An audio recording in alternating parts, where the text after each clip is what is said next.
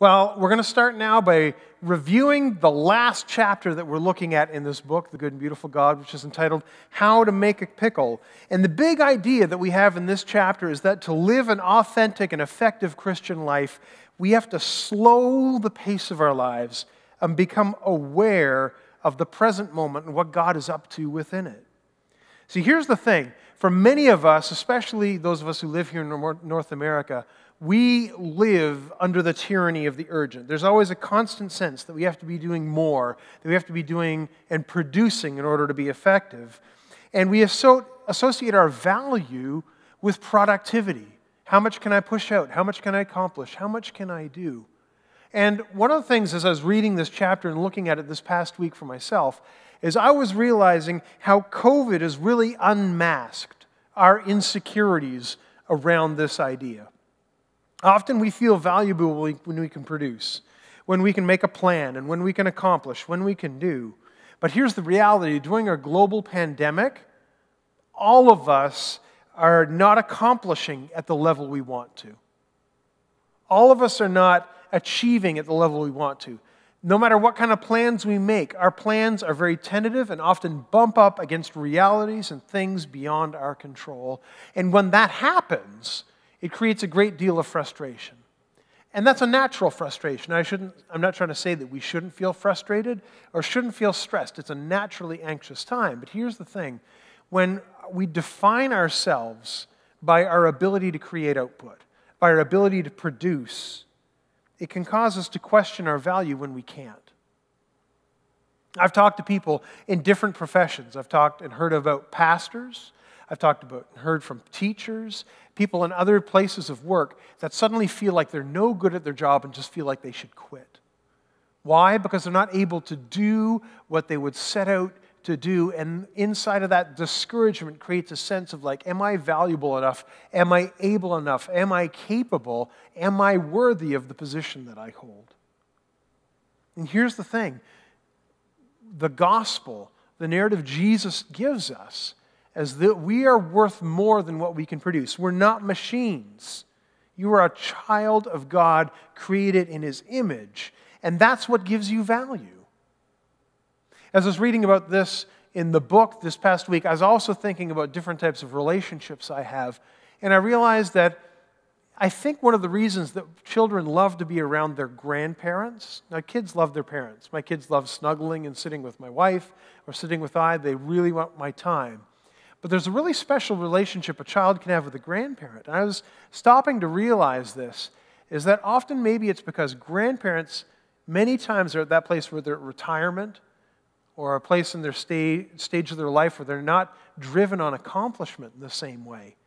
And that their energy into who they are, their understanding as to how they have value in this world is not founded on how much they can output, but is founded on relationship and who they are as a person, and valuing the people who are around them, especially their grandchildren. See, there's just something beautiful when you meet somebody, and I think that's the wisdom of age. When you meet somebody who has come to that place where they realize, I know who I am, and it's not founded just in what I do.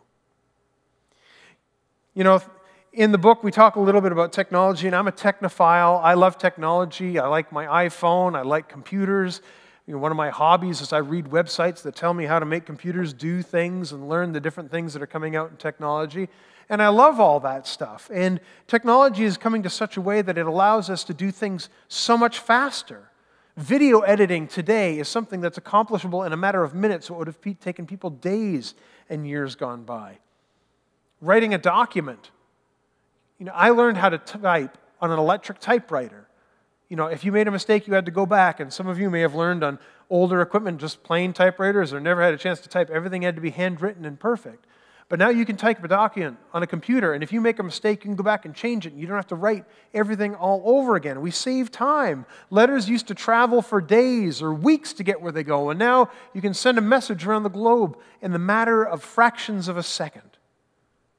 And we talk about how this would save us all this time. But what happened to all that time we saved? Well, you can't save time. We just decided we would, as it says in the book, we used it on other things. We raised the expectation of what we can do or what we need to do. And then that increases an internal pressure that we have to try and perform more and more to keep up, to get ahead, or to stay abreast of what's going on in our world. And this stress to perform more in less time, because the technology has created schedules, plans, and ideas that we can do that, creates a lot of inner anxiety. Is it any wonder that burnout and stress are so high in our part of the world?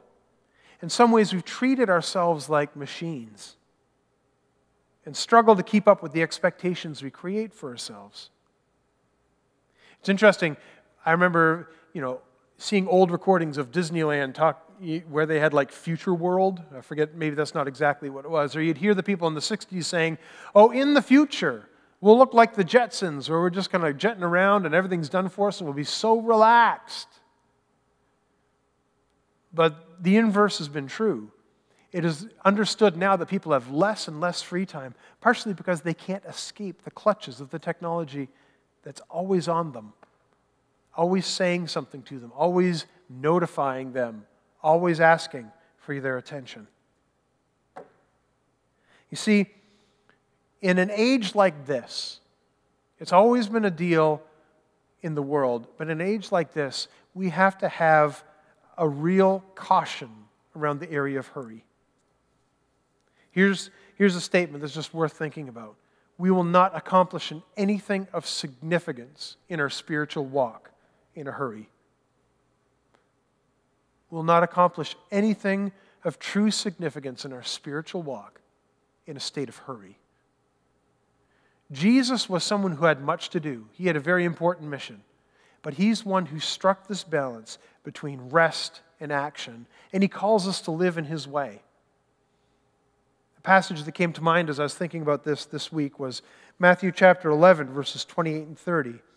Jesus says, "Come to me, all you who are weary and burdened, and I will give you rest. Take my yoke upon you and learn from me, for I am gentle and humble in heart, and you will find rest for your souls. For my yoke, for my teaching, for my way is easy, and my burden is light." Jesus often went away to be with his Father. And when he came from that place of knowing who he was and who he was called to be and what his mission was, then he was able to do his work effectively and not overwhelmed by his tasks. If we're going to be effective as Christians, we need to ruthlessly eliminate hurry from our life as apprentices of Jesus. If we stop, look, and listen, as Patty was even saying a little earlier, when we slow down and can look and listen, be present to where we are, and see what God is doing in our world, we can find God's help in unexpected places, even in our backyards, even in our family, even in those times of conflict. If we're patient and listen and say, Holy Spirit, I don't want to react or rush or try and move beyond this. I want to see what you're doing, God. I want to listen for your voice. Then God shows up. God gives us insights. God helps us to know what to do. See, one of the tasks we need to work on, and that's why this practice was for this week, was a practice of slowing down. And it's a struggle. For me, one of the big victories this week in my life came when I had to go pick up my daughters from school to get ready to go pick our Christmas tree on Friday. And I had 45 minutes to be where they were going to be done at school. Maybe it was 50. And I had some items I needed to pick up at Costco as well. And so I drove up to Costco, and I got to the store, and I looked, and I said, I've got 35 minutes to get in, get out, get down the hill, and be where they need to be. And I looked at my clock, and then I thought about what we had been reading this week. And I said, that's a foolish thing to do. And so I said, I'm not going to Costco now. And I drove down the hill, and I just sat for 15, 20 minutes and was quiet, and then got my daughters from school. And it's just simple things like this. Like, is there a way to not put myself in such a state of mind that when I'm in the store or when I'm with my children, I'm arriving in a state of anxiety because I've pushed myself too far?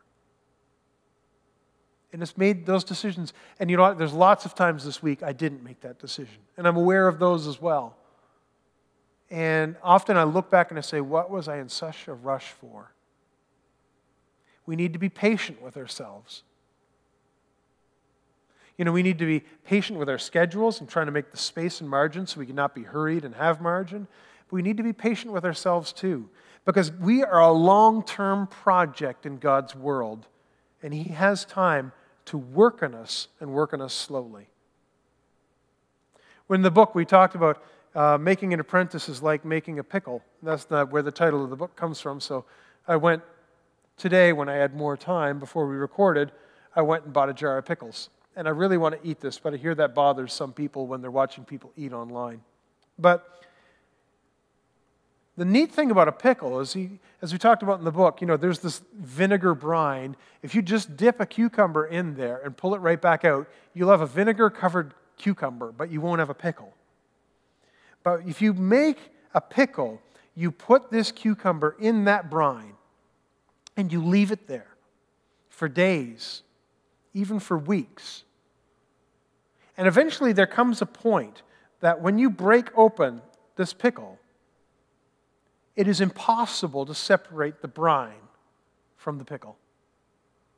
Where the pickle ends and the vinegar begins is just not something you can even look at anymore, because the vinegar has infused the pickle. It has infused the cucumber. It's changed how it feels. It's changed how it looks. It's changed how it tastes. And you can't separate them from one another anymore. They belong together. And that's what God wants to do in our lives. And here's the thing, just like when God is trying to turn us and renew us into His image and form us, as it says in Colossians 3, we're being renewed in knowledge in the image of our Creator. That's a process where God is infusing in us over time and over time. And there may be moments of great growth and moments that are slow, but God is patient because we're an eternal project for Him. It's the difference between sprinkling a little bit of spices on your meat and marinating it before you cook something. The flavor just infuses. And what we need to do is we need to slow down ourselves enough that we can be aware of what God is doing and also be patient with ourselves enough to know that God is doing a long-term work in us so that we might reflect the image of His Son, Jesus Christ.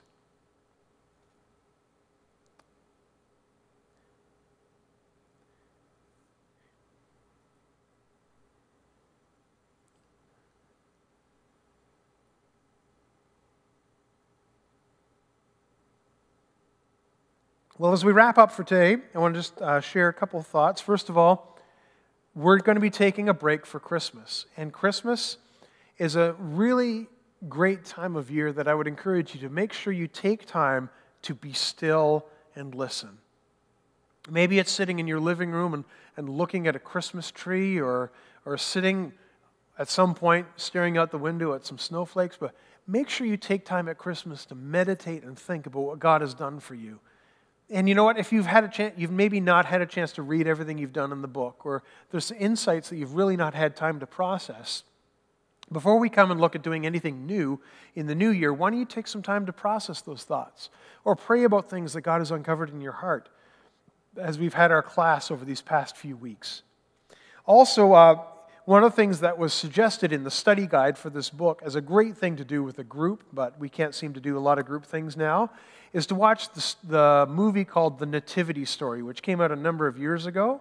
It's a really great telling of the coming of Jesus, and it's done in a really good way. I have the DVD at home. I liked it so much I bought it when it came out years ago.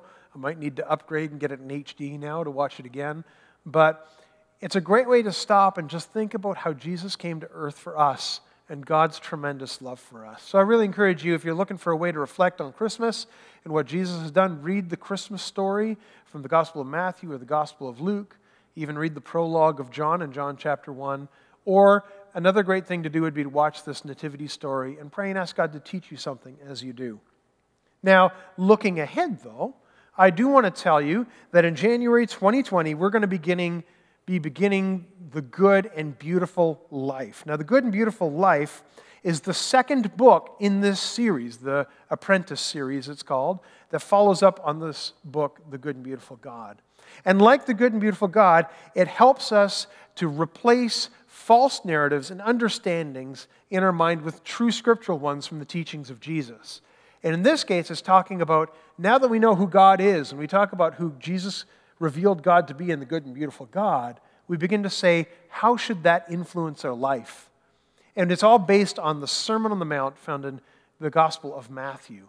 And so we're going to be taking a look at issues around temptation, lust, honesty, all these things, and what God would say about having integrity and having a full life in Him. So I really encourage you, if you have time, you can purchase the book in advance. I'd encourage you to check out our local Christian retailer, the Lighthouse Christian Bookstore here in Fredericton, or there will be links on Amazon and on Chapters. You can find this book at all those places. But you don't need to start reading it yet, because it's a book that we read one chapter at a time with a practice each week, and we'll be running through that in the winter quarter starting in January. Now, details are a little thin right now. We don't know if we're going to be able to do that in person together or if we're going to have to start it off online. But I really encourage you to visit our website, ssc.church. On the announcements page, you'll see a link, or you can use the full link, ssc.church/goodandbeautiful. That's where all the course materials for this whole year are actually going to be located while we're doing our teaching. So I'm really excited about the new year. I've got some exciting thoughts about that upcoming class, and I'm looking forward to seeing you participate however we get to be together. So with that said, I'm going to finish off with just one short reading from the book to encourage us as we go. But I just want to say thank you for being with us today. Thank you for being with us as long as you've been with us, whether online or in person. And I look forward to you being with you again when we start up with The Good and Beautiful Life. Here's our thought for the day from pages 183 and 184. When hurried, we cannot experience life at its fullest, nor can we come in contact with our true selves and our real feelings. And even more important, we outrun God. When we slow down, we allow ourselves to be found by life and found by God. When we practice slowing down, we're moving into the rhythm of God. When we eliminate hurry, our part, in response to God's gracious call to the deeper life, the Spirit comes alongside us and strengthens us. God bless you.